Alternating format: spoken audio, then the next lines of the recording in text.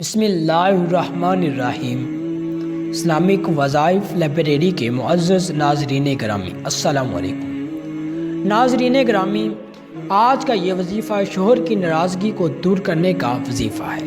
اگر کسی عورت کا شوہر اس سے ناراض ہو گیا ہے تو اس کو چاہیے کہ کسی بھی روز رات کے وقت تہجد سے قبل اٹھ کر وضو کرے، 2 رکعت نماز نفل پڑھے، اس کے بعد اللہ کے حضور سجدے میں گڑ گڑا کر شوہر کا تصور کر کے دعا مانگے۔ دعا سے فارغ ہونے کے بعد 1000 بار درود ابراہیمی پڑھے، انشاءاللہ تعالی ناراضگی دور ہو جائے گی۔ اور اگر شوہر بد کردار ہے تو اس کے لیے یہ عمل 7، 9 یا 21 روز تک کرے، اللہ کی رحمت سے سدھر جائے گا۔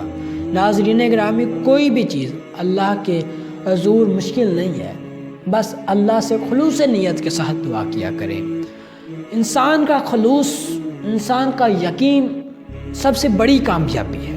اگر آپ کے اندر یہ یقین والا مادہ موجود ہے تو آپ کے لیے یہ وظیفہ انتہائی مفید ثابت ہو سکتا ہے۔ ناظرین گرامی، اگر آپ چاہتے ہیں کہ آپ کو مزید اسلامک وظائف ملتے رہیں تو ہمارے یوٹیوب چینل اسلامک وظائف لائبریری کو لازمی سبسکرائب کر لیں۔ جزاک اللہ خیرہ۔